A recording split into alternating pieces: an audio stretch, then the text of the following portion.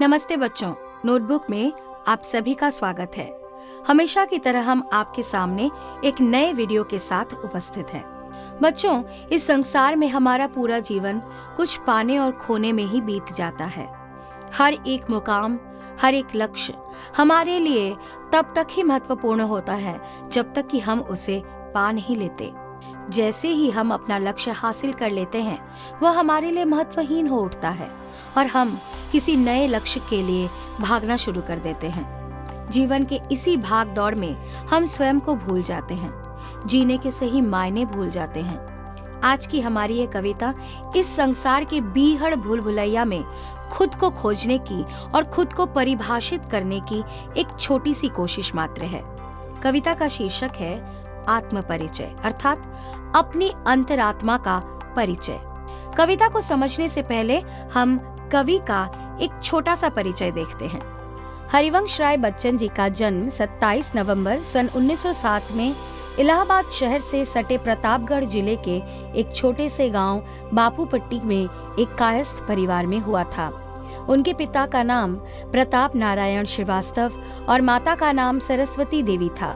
छोटी आयु में उन्हें बच्चन नाम से पुकारा जाता था, जिसका अर्थ छोटा बच्चा या संतान होता है।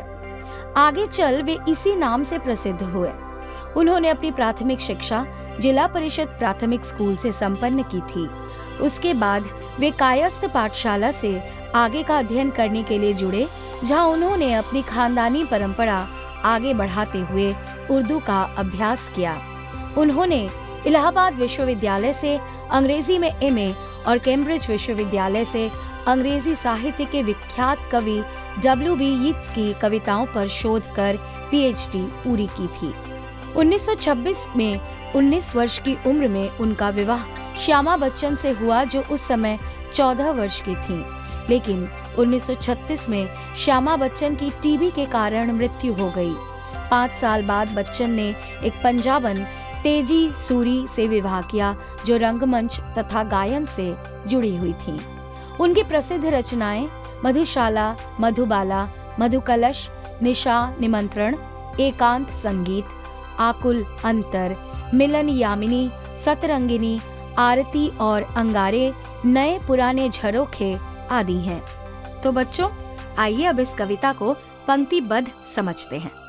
मैं जगजीवन का भार लिए फिरता हूँ, फिर भी जीवन में प्यार लिए फिरता हूँ। कर दिया किसी ने झंकृत जिनको छूकर, मैं सांसों के 2 तार लिए फिरता हूँ।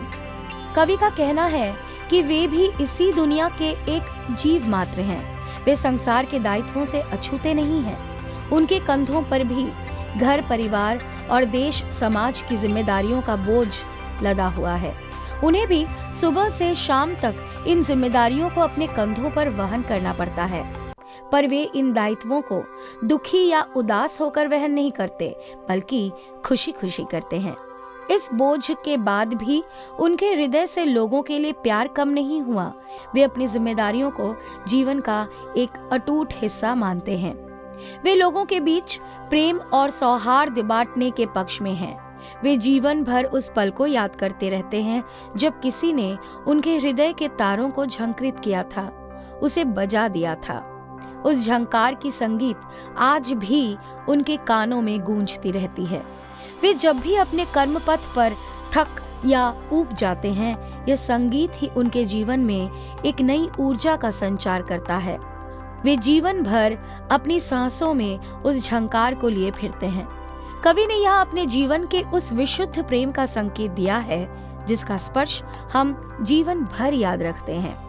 आइए अब हम इस कविता की अगली पंक्तियों को समझते हैं।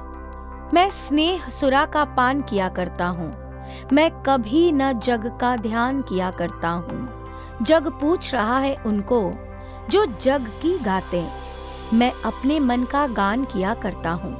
प्रस्तुत पंक्तियों में कवि ने प्रेम की तुलना मदिरा से की है।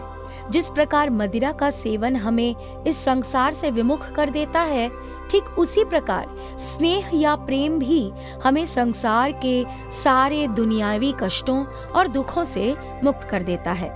स्नेह ही हमारे जीवन की सबसे बड़ी थाती या बेशकीमती वस्तु है, जिसे हमें अपने से कभी दूर नहीं करना चाहिए। स्नेह के अभाव में ही सारे सुखों के रहते हुए भी दुनिया रसातल में जा रही है। स्नेह का ना होना ही सारे दुखों की जड़ है। कवि अपने स्नेह सुरा में डूबे इस संसार को पूरी तरह भूल जाना चाहते हैं। वे कभी भी इसका ध्यान नहीं करना चाहते। उनका कहना है कि यह संसार उसी को तवज्जो देता है जो संसार का गुणगान गाते हैं। आंतरिक शांति और सुख छोड़कर संसार के मृग मरीचिका में भटकते रहते हैं। संसार उसे ही याद करता है जो उनके स्वार्थों की कसौटी पर खरे उतरते हैं। संसार से विमुख व्यक्ति को मृत मान लिया जाता है, परंतु कवि इन बातों की परवाह नहीं करते हैं।